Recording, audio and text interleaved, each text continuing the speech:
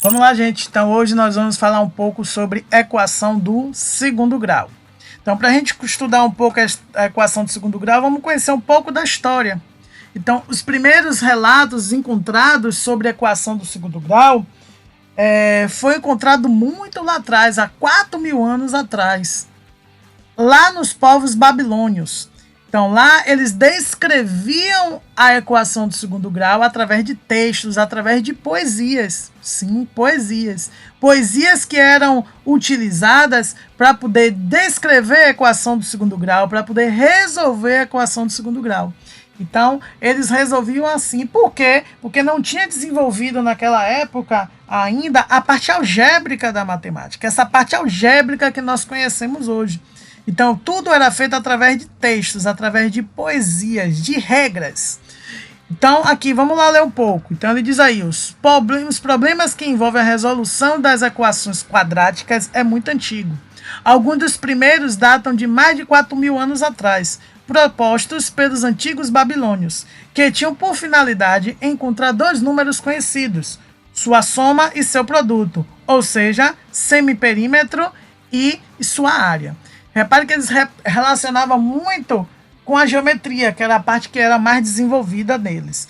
Então, a notação, como é que fica a notação? Essa notação aqui, essa notação, que é a notação algébrica, ela foi conhecida e desenvolvida muitos séculos depois.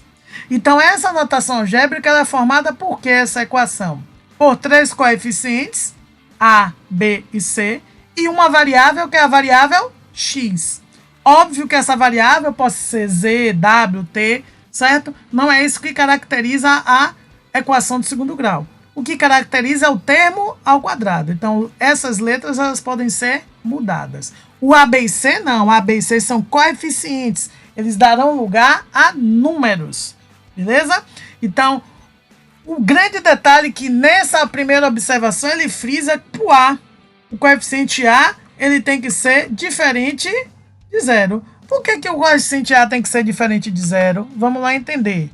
Se esse A aqui for zero, significa que vai ficar zero vezes o termo x ao quadrado. Zero vezes qualquer coisa dá igual a zero. Esse termo desapareceria, sobraria apenas essa parte da equação.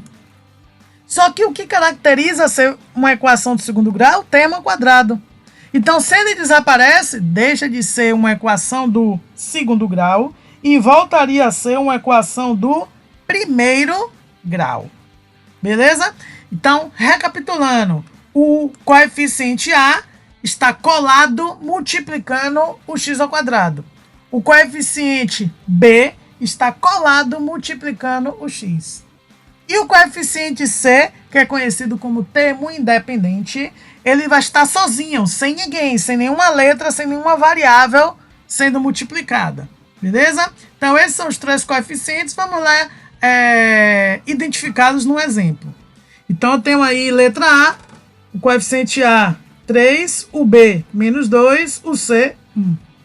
Letra B, A, menos 2, e aí vem o B. Não tem número nenhum do lado do x, só tem o sinal, menos e o x. Se não tem nenhum número, lembre, toda vez que de qualquer variável não tem um número, é porque esse número é o número 1. Como tem um sinal negativo, então B vai ser igual a menos 1. C, 5. A, menos 1. B, 1. C, 1.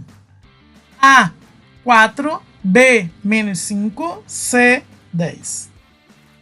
Vamos para a letra E. A, 1. B. Repare que não tem o termo B, não tem o termo x. Se não tem, significa o quê? Que o seu coeficiente vai ser 0. E C igual a 5. Letra F. Eu tenho A, 2, B, 6 e C, 0. Repare que esse C, 0 aqui, não tem relação nenhuma com esse C, com esse termo 0 que está do lado de fora. Certo? Não tem relação nenhuma. Esse C0 é o que está aqui dentro antes do parente, ou antes da igualdade. Beleza? Então, na H, eu tenho A menos 1, B 0, C 0. Na H, A menos 4, B 2 e C igual a 0. Então, repare, na equação de cima, qual é a diferença das equações de cima para a de baixo? Ó, a de baixo, a de cima, eu tenho os três termos, o A, o B e o C. Se eu tenho os três termos que deveria ter, então vou chamar essa equação de equação completa. Então são chamadas de equações completas, pois contém os três coeficientes, o A, o B e o C. Se o de cima é completa, porque tem os três coeficientes, o de baixo vai ser incompleta, porque aí não tem nem o coeficiente B ou o C, ou até mesmo os dois. Então ele pode não ter B, ele pode não ter C, ele não pode ter os dois, nem B nem C, mas o valor de A vai ter que sempre existir para que essa equação seja uma equação do segundo grau. Beleza? Então vamos seguindo aqui, conhecendo um pouco mais sobre a história. Então, resolução de uma equação de segundo grau. Como é que vai ser essa resolução de uma equação de segundo grau? Vamos lá ver. Então, essa resolução, ó, existem registros da existência dessas resoluções em textos descritos por babilônios cerca de 4.000 anos atrás, aquilo que eu falei. Naquela época, a álgebra ainda não existia, por isso as fórmulas eram representadas através de regras, que nada mais eram do que descrições por extenso em forma de poesia, que listavam as operações necessárias para resolver alguns problemas. É aquilo que eu falei, certo? Então, lá naquela época não existia essa parte algébrica. Então, essa parte algébrica que a gente acabou de identificar os coeficientes foi desenvolvida muitos séculos depois.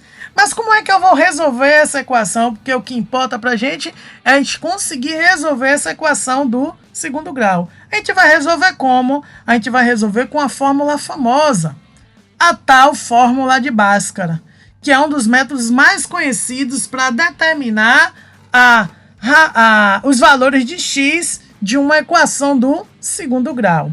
Existem outros métodos? Sim, existem outros métodos. Mas a gente vai estudar apenas a fórmula, usando a fórmula de Bhaskara. Como é essa fórmula de Bhaskara? Ela vai ser apresentada de duas maneiras. Ou em sua versão completa, ó, ou em sua versão compactada. O que foi que ele fez? Ele pegou o termo que estava aqui dentro da raiz e ele disse que isso daqui é um delta. Esse deltazinho, esse triângulozinho aqui é chamado de delta, é uma letra grega. Esse delta ele tem um nome, ele é chamado de discriminante. Ele serve para que esse discriminante? Ele serve para poder a gente verificar a quantidade de valores de x que a gente vai ter. Porque repare que na fórmula existe uma conta mais e menos. Significa que isso vai dar origem a dois valores para x, certo? Então tem aí menos b, mais ou menos raiz de delta sobre 2a.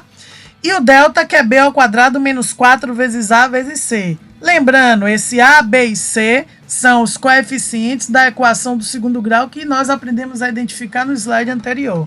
Então, repare que é de suma importância eu conseguir encontrar de forma correta os valores dos coeficientes. Como eu falei, esse discriminante, ele vai me analisar se a minha equação do segundo grau, ela possui um valor para x, possui 2 ou possui 3 valores para x, ou 2 valores para x. Então vamos lá.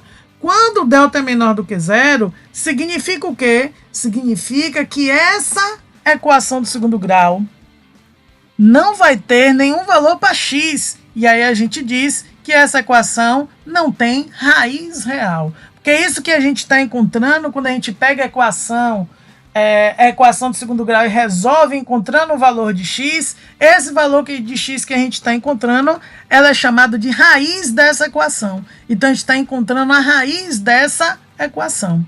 Então, quando esse delta dar negativo, ser menor do que zero é ser negativo, significa que não existe raiz para essa equação. Por quê? Porque esse delta ele encontra-se dentro de uma raiz quadrada. E nós sabemos que não existe raiz quadrada no conjunto dos reais de número negativo. Beleza? Então, delta menor do que zero. Delta igual a zero, discriminante igual a zero, significa o quê? Que eu vou ter apenas uma raiz real. E aí a gente vai ver nos nossos cálculos tudo isso que ele está descrevendo aqui nessa análise do discriminante. E o maior do que zero, quando der maior do que zero, significa que vai existir duas raízes reais. Beleza? Então, assim a gente vai aplicar a tal famosa fórmula de Bhaskara. E todo mundo deve conhecer. Todo mundo algum dia já foi apresentado a essa tão famosa fórmula de Bhaskara. Beleza? Só que aí tem uma curiosidade enorme sobre essa fórmula de Bhaskara. Que curiosidade é essa? Ela não foi inventada por Bhaskara. E aí vamos lá entender o que é isso. O fato é que somente por volta de 400 anos depois que Bhaskara viveu, um matemático francês chamado François Viète se dedicou a obter uma fórmula algébrica baseada nas descrições que existia. Desde então é que temos à disposição a fórmula estrela do texto de hoje. Em algum momento da história da matemática brasileira, algum autor analisou a obra de Bhaskara e atribuiu esse nome à fórmula. E assim, o que é que aconteceu na verdade? Bhaskara tinha alguns livros antigos e esses livros descreviam a fórmula de Bhaskara através de poesias, de textos. O que foi que François fez? François ele desenvolveu toda a parte algébrica dessa fórmula de Bhaskara. Só que ao analisar, em algum momento da história, ao analisar os descritos de Bhaskara, acabou se associando que aquela fórmula tivesse sido criada por Bhaskara. E o que não foi verdade. Bhaskara nunca soube da existência dessa fórmula, porque ela só foi criada 400 anos depois de sua morte. Então, assim, acabou que o matemático François Viète, não tendo levado os louros, né, da criação de sua fórmula. Acabou que ficou batizado como fórmula de Bhaskara e todo mundo acha que foi Bhaskara que desenvolveu essa fórmula. E não foi. Bhaskara foi um matemático indiano que na época em que ele nasceu, que ele viveu, não existia ainda essa parte algébrica desenvolvida. Então, é sempre bom relembrar e saber um pouco da história da matemática. Beleza? Então, vamos aqui agora para a aplicação dessa fórmula de Bhaskara. Então, tem aí alguns exemplos. E aí ele pede para determinar os valores de x' e x2' utilizando a fórmula de Bhaskara nas equações do segundo grau. Então vamos lá entender como é que a gente vai fazer isso. Então tudo parte de quê? De identificar o valor de A, B e C. Então eu tenho que A é 2, B menos 3, C menos 5. Feito isso, vou calcular primeiro delta. Certo? Vou trabalhar com a segunda versão, que é a versão mais compacta. Então, primeiro eu calculo delta. Então, delta é b quadrado menos 4ac. O valor de b é 2, menos 3. O valor de a é 2 e o valor de c, menos 5. Então, eu fico com menos 3 ao quadrado, menos 4 vezes a, que é 2, vezes c, que é menos 5. Beleza? Menos 3 ao quadrado vai dar 9. 4 vezes 2, 8. 8 vezes 5, 40. E por que deu mais? Porque menos com menos vai dar mais. Beleza? Então, por isso que ali deu mais 40, ó. Menos com menos vai dar mais. 9 mais 40 vai dar igual a 49. Encontrei o valor de delta, verifique que é um valor positivo maior do que zero, então significa que eu vou encontrar dois valores para x. Beleza? Segunda análise do discriminante do delta. Então vamos lá entender aqui. Então a fórmula de Bhaskara é essa, menos b mais ou menos raiz quadrada de delta sobre 2 vezes a. O valor de b é menos 3 e aí tem que tomar cuidado porque eu vou ter dois sinais negativos. O da fórmula e o do valor de b. Então significa que eu tenho que colocar esse valor em parêntese. O delta é 49, raiz quadrada de delta, dividido por 2 vezes a, que é 2. Então aqui eu já vou fazer o jogo de sinal. Menos com menos vai dar mais. Raiz quadrada de 49 é 7. 2 vezes 2, 4. Então tem isso aí, ó, 3 mais ou menos 7 dividido por 4. Nesse momento a gente vai dividir em duas contas. 3 mais 7, 3 menos 7. E aí nós vamos chamar isso de x', x2'. Alguns vão lembrar que é o x1, x2, aí é só questão de nomenclatura. Então vamos lá, o x' vai ser o primeiro a soma. 3 mais 7 dividido por 4. 3 mais 7, 10. 10 dividido por 4, como não é um valor exato, a gente simplifica. Simplifica por 2. 10 dividido por 2, 5. 4 dividido por 2, 2. Então, eu fico com 5 sobre 2. A segunda raiz vai ser 3 menos 7 dividido por 4.